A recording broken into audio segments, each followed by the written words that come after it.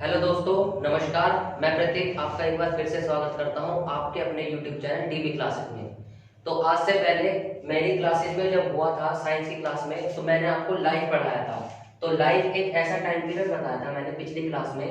Life होता है birth to death. एक वो टाइम पीरियड जो बर्थ से डेथ तक का टाइम पीरियड होता है, उसको हम लाइफ कहते हैं। अगर आपने हमारी ये वीडियो अभी तक नहीं देखी है तो इसकी आपको लिंक डिस्क्रिप्शन में मिल जाएगी। तो हम अपना new chapter, new unit start करते हैं, जिसको कहते हैं सेल। जिस यूनिट का नाम है सेल। तो सेल क्या है?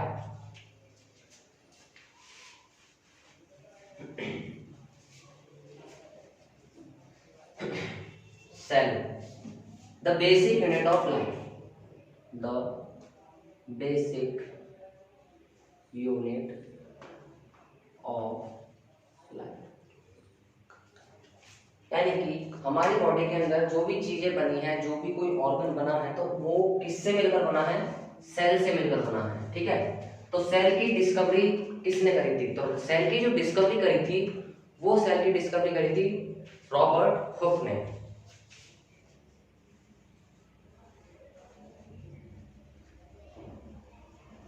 रॉबर्ट हुक इन 1665। रॉबर्ट हुक नाम के एक साइंटिस्ट थे, उन्होंने डिस्कवरी करी थी सेल की। किसमें? 1665 में। और उन्होंने जो सेल की डिस्कवरी करी थी, वो सेल थी dead cell. Dead cell from cork. Dead cell की डिस्कवरी करी थी उन्होंने कहां से? कॉर्क से। कॉर्क होता है जो पेड़ की जो छाल होती है, उसको कहते हैं कॉर्क। ठीक है। तो डेड सेल की जो डिस्कवरी करी थी वो रॉबर्ट हुक ने करी थी, और वो लंदन के अंदर उन्होंने अपनी पब्लिश करी थी एक टाइटल के नाम से, जिसका नाम था माइक्रोग्राफिया।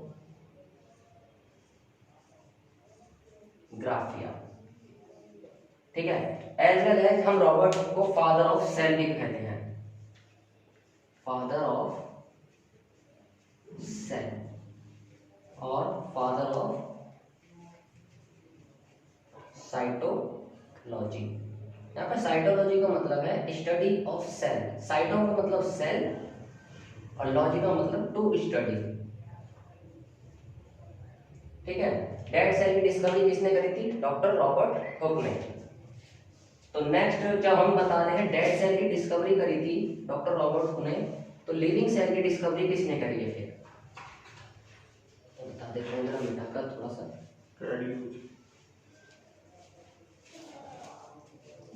लिविंग सेल की जो डिस्कवरी करी थी, लिविंग सेल की डिस्कवरी करी थी एंटोनी वॉन ल्यूमेन। उन्होंने जो डिस्कवरी करी थी, लिविंग सेल की डिस्कवरी करी थी। Living cell from onion. ठीक है। उन्होंने लिविंग सेल की डिस्कवरी करी थी ऑनियन पील, यानी कि प्याज के छिलके पे लिविंग सेल की डिस्कवरी करी थी। फिर उन्होंने बैक्टीरिया बैक्टीरिया साथ में साथ फिर स्पर्म, क्या कुछ इस तरीके के स्ट्रक्चर्स पे देख के बताया कि कोई भी चीज बनी है तो वो किससे बनी है? मिलकर, एक सेल से मिलकर बनी है। वो सेल के अंदर, उसमें हर चीज के अंदर कुछ ना कुछ सेल होती है। कोई भी लिविंग ऑर्गेनिज्म है उसके अंदर क्या है? सेल। ठीक है। तो नेक्स्ट वन हम पढ़ते हैं सेल थ्योरी। मैं मिटा देता हूँ, जरा सेल थ्योरी बताता हूँ फिर आपको।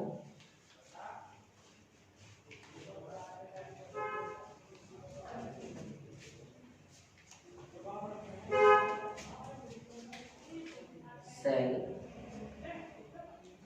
थ्योरी।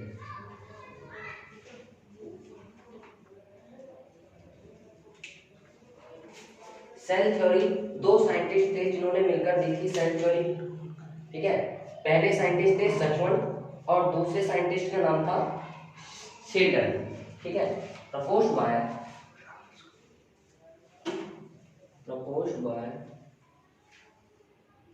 सचवन and Sheldon. ठीक है।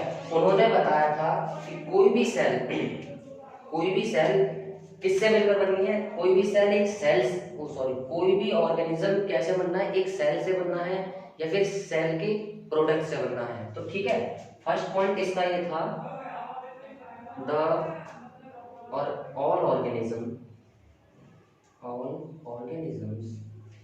composed of cell or cell products। ठीक है, पहली लाइन तो इन्होंने ये बोली थी कि all organisms are composed of cell और सेल प्रोडक्ट्स। ये किन दोनों साइंटिस्टों ने बोली थी? सचमन और शेल्डन ने। ठीक है, इस एक लाइन को बोलने के लिए दो साइंटिस्ट मिले, फिर एक और साइंटिस्ट आए थे जिन्हों का नाम था रिडोल्फ विर्च्यू। सेकंड जो सेल थ्योरी में नाम है वो है रिडोल्फ विर्च्यू।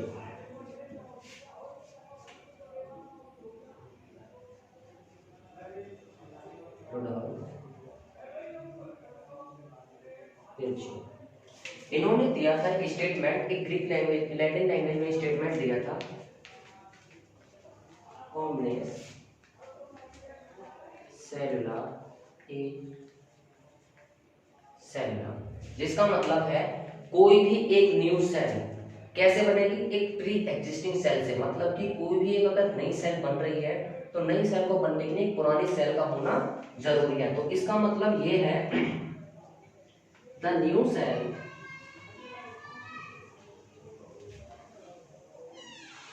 arises from the pre-existing cell। ठीक है, पहली लाइन ये थी कि हर ऑर्गेनिज्म, जो भी कोई ऑर्गेनिज्म है, मैं मिटा देता हूँ जरा ऊपर से, हर ऑर्गेनिज्म कैसे बना है? सेल और सेल प्रोडक्ट से। तो और दूसरी लाइन क्या बोली रिडोल्फ विर्च्यू ने कि एक नई सेल बनने के लिए दूसरी पुरानी सेल होना जरूरी है। तो एक स्टेटमेंट को इस तरीके से बनता है फिर, the organism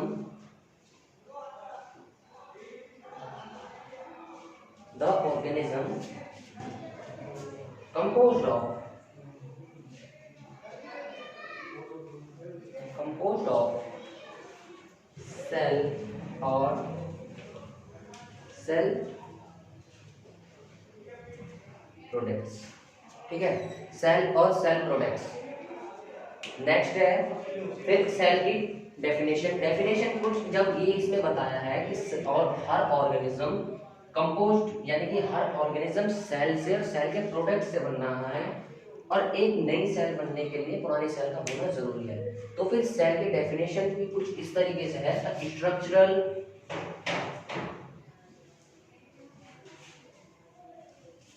and the functional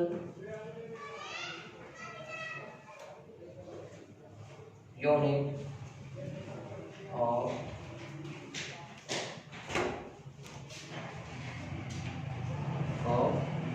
life। Cell की डेफिनेशन है the structural and the functional unit of life. मतलब कि स्ट्रक्चरल से मतलब है कि कोई भी यदि ऑर्गन बनना है या फिर किसी ऑर्गन की स्ट्रक्चर देनी है तो उस स्ट्रक्चर को देने के लिए हमारी बॉडी के अंदर क्या होना चाहिए? सेल। प्लस साथ के साथ functional unit of life. Functional unit of life का मतलब है कि कोई भी उससे ऑर्गन को यदि फंक्शन करना है, नर्व सेल्स हैं, कार्डियक सेल्स हैं, जो भी किसी चीज के ऑर्गन का फंक्शन हो रहा है वो किसके ऊपर डिपेंड है? हमारी सेल के ऊपर। यदि उस ऑर्गन के अंदर सेल्स नहीं होंगी तो वो ऑर्गन अपना प्रॉपर फंक्शन नहीं कर पाएगा। ठीक है,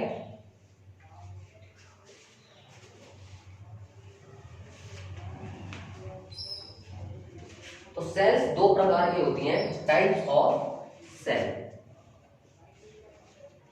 टाइप्स ऑफ सेल पहली होती है यूकैरियोटिक,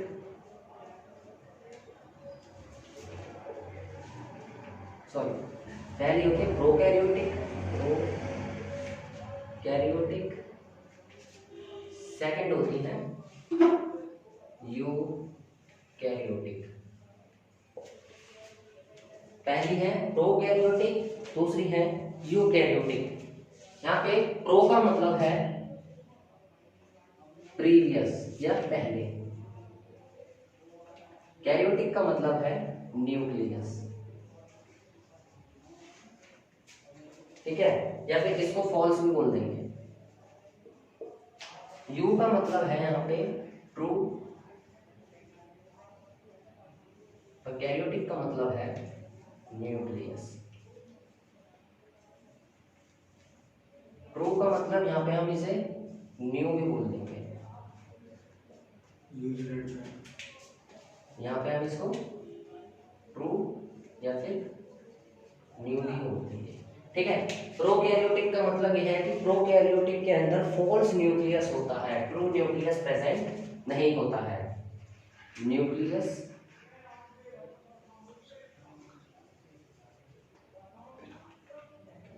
फॉल्स न्यूक्लियस,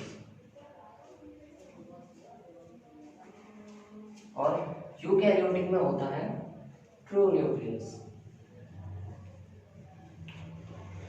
जिसमें न्यूक्लियर मेम्ब्रेन होती है, ठीक है, और इसमें न्यूक्लियर मेम्ब्रेन नहीं होती है। तो न्यूक्लियर मेम्ब्रेन जब न्यूक्लियस में, तो न्यूक्लियर मेम्ब्रेन एब्सेंट हो जाएगी, न्यूक्लियर मेम्ब्रेन एब्सेंट। और इसमें जब ट्रू न्यूक्लियस है, इसमें न्यूक्लियस है, तो इसमें न्यूक्लियर मेम्ब्रेन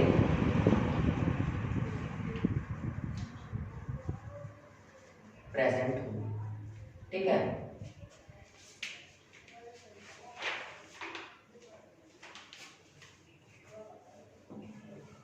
अब नेक्स्ट पॉइंट है टाइप्स ऑफ सेल्स हो गया। अब आते हैं टाइप्स ऑफ ऑर्गेनिजम्स, कि ऑर्गेनिजम्स कितने टाइप्स के होते हैं सेल के अकॉर्डिंग, ठीक है, नंबर ऑफ सेल के अकॉर्डिंग ऑर्गेनल्स कितने टाइप के होते हैं, types of organisms according to number of cell, according to number of cell, cell के नंबर के अकॉर्डिंग कितने कितने टाइप के ऑर्गेनिजम्स हैं। तो सेल के नंबर के टाइप अकॉर्डिंग दो टाइप के ऑर्गेनिजम्स होते हैं, एक होते हैं यूनिसेलुलर और एक होते हैं multi cellular. First one is unicellular, second one is multi cellular. Unicellular का मतलब है कि जो एक सेल से मिलकर बने होते हैं, ठीक है, composed of one cell,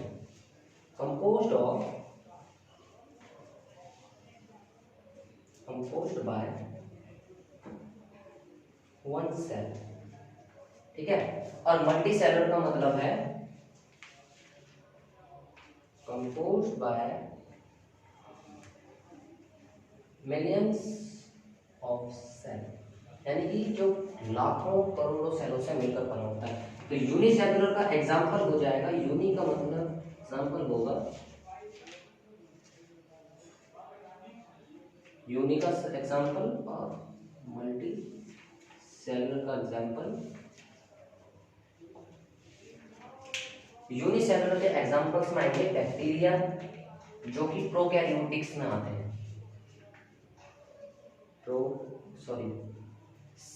cyanobacteria, ठीक है। और मल्टी सेलुलर्स में आ जाते हैं एनिमल्स और प्लांट्स, ठीक है।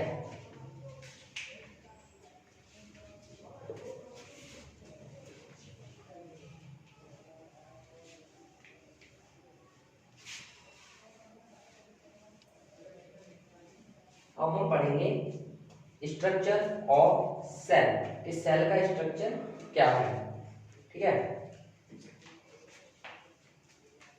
Structure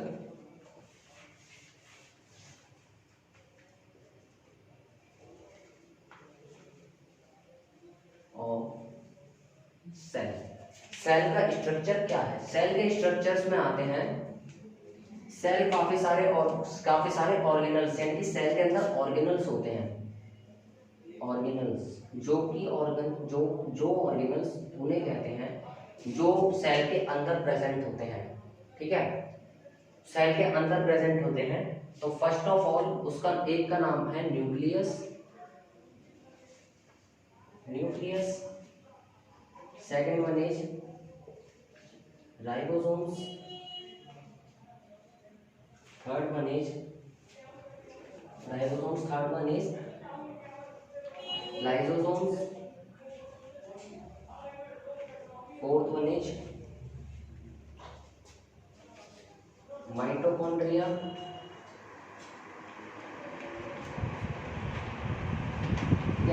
sixth one is mitochondria, nucleus, lysosomes, mitochondria. Next है प्लाज्मा मेम्ब्रेन,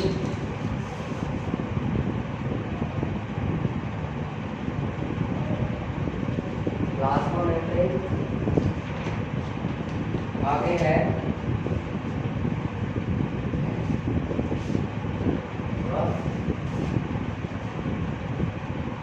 एंडोप्लाज्मिक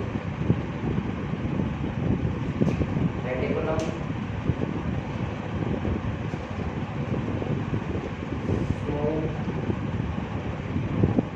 एंडोप्लाज्मिक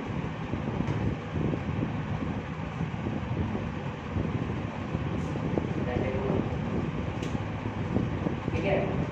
आगे है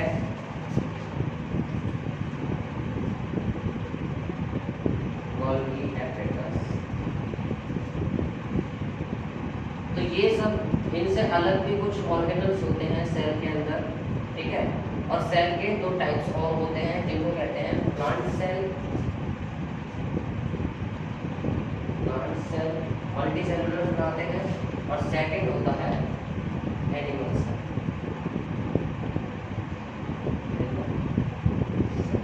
तो ये सब में नॉर्मली होते हैं, ठीक है। आने वाली वीडियो में आपको हम स्ट्रक्चर ऑफ सेल का पढ़ाएंगे, स्ट्रक्चर ऑफ सेल पढ़ाएंगे। नेक्स्ट वीडियो में स्ट्रक्चर ऑफ सेल और प्लांट सेल और एनिमल सेल की हम बात करेंगे, ठीक है। तब तक के लिए आपका बहुत बहुत शुक्रिया कि आपने हमारी वीडियो को देखने के लिए समय दिया। और हमारी वीडियो में कुछ कमी रह गई हो तो हमें कमेंट करके बताएं, लाइक ज़रूर करें, चैनल को सब्सक्राइब करें और आगे से आगे शेयर करें कि जो आपके दोस्तों को भी हमारे चैनल की पता चले और हमारे जरिए आपके दोस्तों को भी नॉलेज मिल सके। लॉकडाउन की वजह से स्कूल कॉलेज खुल नहीं रहे हैं तो तैयारी कर सकें आप।